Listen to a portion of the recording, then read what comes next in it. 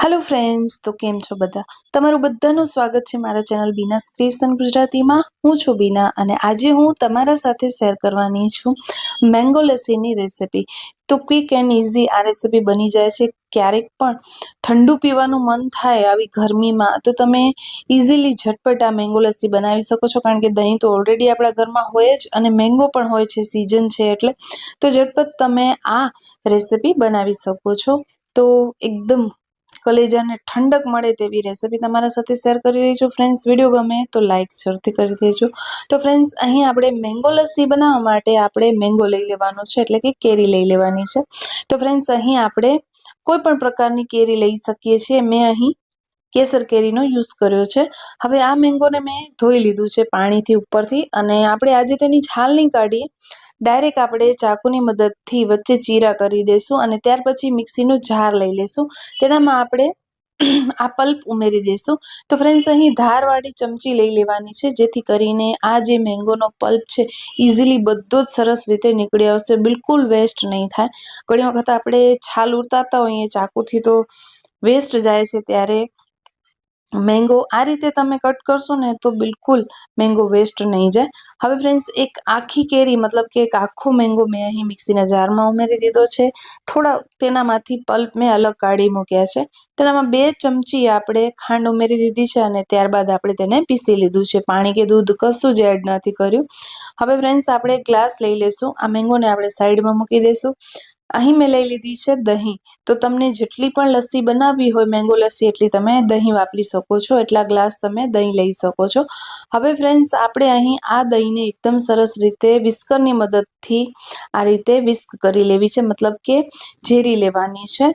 एकदम सरस एवी स्मूथ न थाय ने त्यां सुधी आपणे तेने आ रीते विस्कर करी लेवानुं छे, अथवा तमे ब्लेंडरनो पण उपयोग करी शको छो। तो मैं आज एक ज ग्लास लस्सीनो बनाव्यो छे, एटला माटे मैं विस्कर लीधुं छे। वधारे क्वोंटिटी होय तो तमे ब्लेंडर लई लेजो। हवे फ्रेंड्स, आपणी लस्सी एकदम सरस एवी स्मूथ थई गई छे, तो तेनामां आपणे पीसेलो जे मैंगो छे ते आपणे एड करी देशुं। બધું જ આપણે તેનામાં ટ્રાન્સફર કરી દેશું અને ત્યારબાદ ફરી પાછું આપણે આ લસ્સીને વિસ્ક કરવાની છે, मतलब કે વિસ્કર કરી લેવાનું છે। તો એકદમ સરસ રીતે સ્મૂધ થઈ જશે। જેટલી લસ્સી સ્મૂધ હશે ને એટલી ફ્રેન્ડ્સ તમને પીવાની મજા આવશે।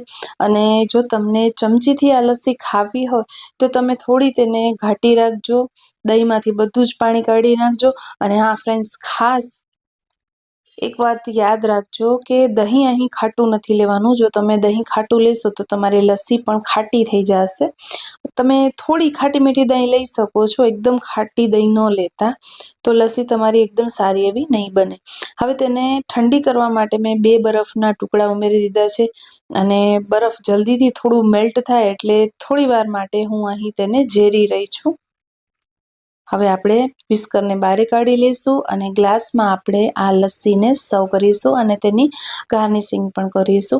તો જોયું ને ફ્રેન્ડ્સ કે વધીને 2 થી 3 જ મિનિટમાં આપણી મેંગો લસ્સી બનીને રેડી થઈ ગઈ છે। તો તમે ઘણી વખત બજારથી મેંગો લસ્સી લાવતા હો છો તો એનામાં પ્રિઝર્વેટિવ એ લોકો ઉમેરતા હોય છે, તો આપણે ઘરે જ ઓર્ગેનિક બનાવીને પીવાની, જેથી આપણી हेल्थ पण सारी रहे।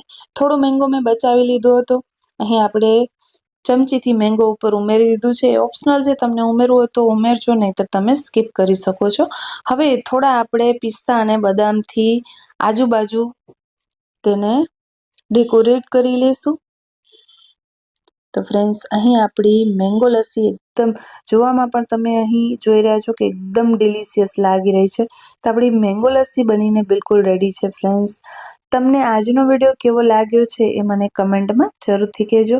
अने विडियो जराय पण गम्यो होय तो प्लीज विडियोने लाइक करजो, शेर करजो अने चेनल पर नवा आव्या छो तो चेनलने सब्सक्राइब करवानुं बिल्कुल ना भूलता, कारण के जो तमे सब्सक्राइब करशो तो आवावाळा जे विडियोज हूँ चेनल पर अपलोड करीश एनी नोटिफिकेशन तमने जल्दीथी मळी रहेशे।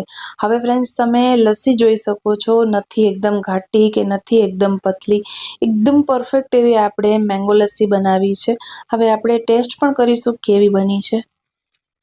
તો ફ્રેન્ડ્સ ખરેખર ઓસમ બની છે, મને તો ખૂબ જ પસંદ આવી. એક વખત તમે મારી રીતે બનાવો, તમને પણ ખૂબ પસંદ આવશે. ફરી મળીશું ફ્રેન્ડ્સ નવા વિડીયો સાથે, નવી રેસિપી સાથે. ત્યાં સુધી આવજો. જય શ્રી કૃષ્ણ.